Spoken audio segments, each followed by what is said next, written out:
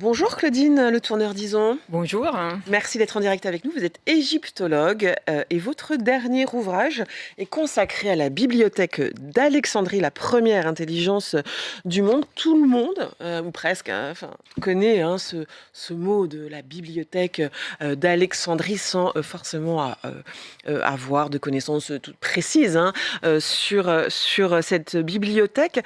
Si vous deviez nous décrire ce qu'était à la période antique, sous l'Antiquité, cette bibliothèque d'Alexandrie, quelle description vous en feriez?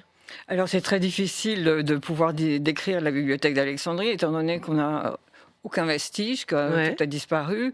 Donc on a que Des traces écrites de, Oui, à quoi il elle y a eu des ressemblait? traces écrites. Par exemple, au 1er siècle de notre ère, Strabon en fait une description. En fait, la bibliothèque d'Alexandrie était dans ce qu'on a appelé un grand musée, qui était la maison, la, la maison des muses, pour revenir à la terminologie de l'époque hellénistique. Et dans cette maison des muses, où il y avait des laboratoires, où il y avait un musée, il y avait aussi de la bibliothèque. Et donc, Strabon en fait une description. Donc, on peut effectivement imaginer À quoi ça pouvait ressembler? ça pouvait ressembler. Tout ce qu'on sait, c'est qu'en fait, la bibliothèque d'Alexandrie était une bibliothèque royale. Elle avait été construite dans le prolongement des palais royaux et sur le cap Locas. Et donc, c'est là que normalement, on aurait dû retrouver des vestiges, mais comme la ville s'est construite et reconstruite et reconstruite, et qu'il n'y a jamais eu de véritable fouille à l'époque où on aurait pu retrouver des vestiges, il n'est rien resté malheureusement, et il ne reste rien à Alexandrie de l'époque hellénistique. Elle porte le nom du fondateur de la ville, Alexandre. Alors non, la bibliothèque ne porte pas le nom d'Alexandre, parce que la ville a été initiée par Alexandre le Grand, mais ce n'est pas lui qui a créé la bibliothèque Ce n'est pas d'Alexandre. lui, mais Non, c'était son rêve. alors On peut c'était le dire, ça? Non, Non? oui et non. Enfin, Alexandre le Grand avait un rêve d'universalisme. Et effectivement, quand il est parti à la conquête de l'Orient, de l'Extrême-Orient, sauf que là aussi, c'est un mythe. J'essaye de déboulonner dans mon livre certains grands mythes. Pour ramener les choses À la réalité historique. Exactement. C'est plutôt nommé premier. À la réalité historique, si vous voulez. Alexandre le Grand est parti guerroyer pendant 10 ans.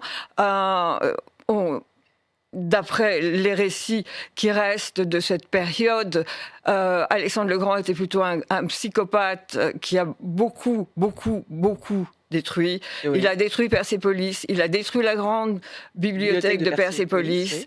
et son rêve d'un empire universel n'a jamais existé, puisqu'il est revenu, il est mort à Babylone, donc il n'a jamais même vu Alexandrie construite, puisqu'il est parti après avoir initié cette ville. C'est son général Ptolémée Ier qui revient, qui s'installe sur l'Égypte et qui va avoir l'intelligence. Il a été un élève d'Aristote, comme Alexandre d'ailleurs, mais lui va en faire un monde positif, c'est-à-dire qu'il a vu pendant 10 ans tous les massacres, tous les combats qui ont détruit plus qu'ils n'ont construit le monde, et lui s'implante à Alexandrie. Et il va être le premier gouvernant dans l'histoire de l'humanité à vouloir asseoir son pouvoir sur la connaissance. Et ça, c'est une chose fondamentale dans l'histoire humaine, que de penser qu'un homme a eu l'idée non de passer par les armes et la conquête des territoires, mais a fait de la connaissance une arme politique. Une arme, exactement, une arme politique pour imposer son règne. Et il a fait d'Alexandrie, parce que c'est véritablement lui qui a construit Alexandrie, et il a fait d'Alexandrie le cœur de la première mondialisation des croyances et des savoirs. Il faut voir qu'Alexandrie, à l'époque, c'était un brassage absolument extraordinaire, culturel, intellectuel, religieux, scientifique, qui s'est répandu, en fait, un peu comme une onde de choc gravitationnel à travers l'espace-temps, et qui a forgé un héritage prodigieux qui est arrivé jusqu'à l'intelligence artificielle. En fait, mon livre, c'est ça. C'est une grande histoire, c'est une grande fresque à travers l'histoire de la connaissance, et qui revient aussi aux origines, parce qu'on parle toujours des Grecs, Mais les Grecs, il faut savoir qu'effectivement, d'abord, avant de générer eux-mêmes leur propre savoir Oui. et de tout ce qu'ils nous ont apporté, ils sont allés se former en Égypte. Pour les Grecs, l'Égypte représentait un puits sans fond, tellement pour eux c'était ancien. Et ils se considéraient, Platon le dit lui-même, ils se considéraient eux-mêmes comme des enfants par rapport à la civilisation égyptienne. Et donc c'est aussi ça que j'ai voulu rappeler, les origines, faire revivre les origines sur lesquelles s'est construite notre modernité. Donc, si vous voulez, notre modernité, elle a des origines donc égyptiennes. Bien sûr. Pas que grecques. Pas que grecques, c'est passé par les Grecs. Les Grecs ont eu cette intelligence extraordinaire d'abord d'aller se nourrir. Ils avaient compris à quel point l'Égypte était une source, et la Mésopotamie aussi. Ces deux grands pays ont été les premiers à générer les mathématiques, l'astronomie, la médecine, la géométrie. Les Égyptiens ont créé le plus intelligent calendrier qui soit à partir de découpage de l'année en 12 mois et 3 saisons de 4 mois. C'est un calendrier qu'ils ont initié. Donc, et les Babyloniens aussi ont réussi, eux, les premiers, à calculer le nombre de jours exacts d'une année. En fait, tous ces savoirs-là qui sont arrivés jusqu'à nous, il faut les replacer. Et moi, j'ai essayé. Et leur source, c'est l'Égypte, c'est la bibliothèque d'Alexandrie. Vous parlez de la bibliothèque d'Alexandrie comme un foyer d'intellectuels. C'était un lieu aussi de dialogue interculturel.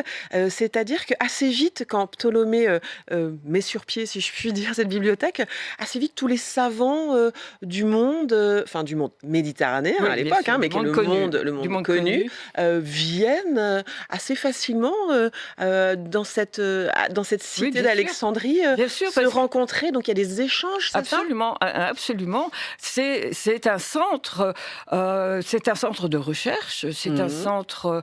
C'est la première fois d'ailleurs dans l'histoire antique que se crée un centre intellectuel de cette dimension. Pour rappeler, on est à quelle époque là exactement? Ptolémée Ier, c'est 300 avant notre ère, donc 300 avant Jésus-Christ. Voilà. Et donc, si vous voulez, ce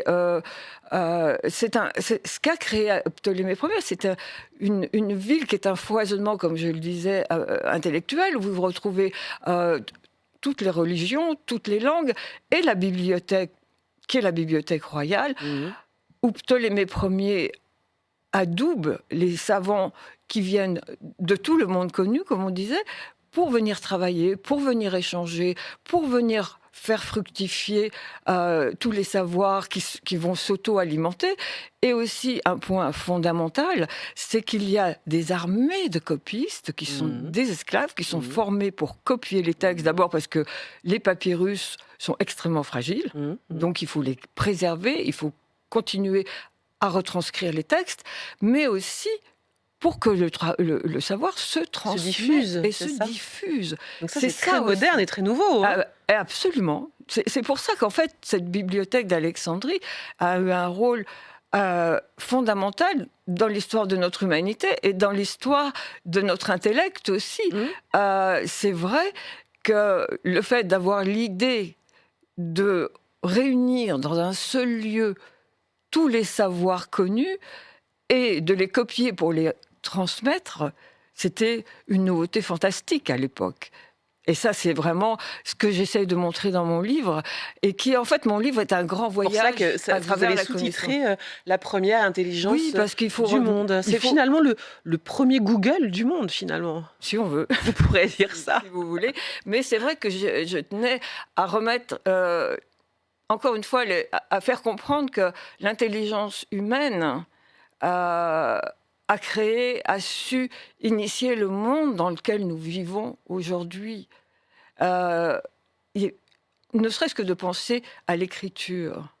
L'écriture est la plus prodigieuse création du génie humain. Quand des hommes...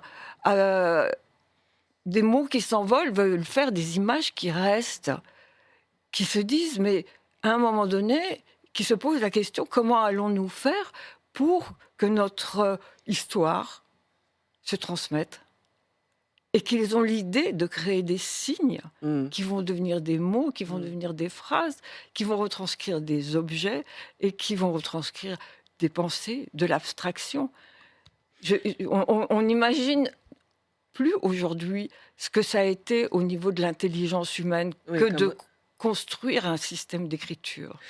Cette bibliothèque d'Alexandrie qui était comme un phare, enfin qui était réellement un phare de la connaissance, a connu une tragédie puisqu'il y a eu un incendie avec beaucoup de pertes, hein, c'est ça? Alors, là aussi, il y a eu aussi des mythes. C'est encore un mythe que j'essaye de démonter, c'est-à-dire que la bibliothèque, a priori, n'a jamais véritablement brûlé.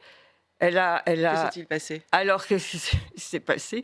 C'est que la bibliothèque, dont on parle encore après l'époque, à l'époque chrétienne, existait encore quand les Romains s'implantent sur l'Égypte. La bibliothèque est toujours là.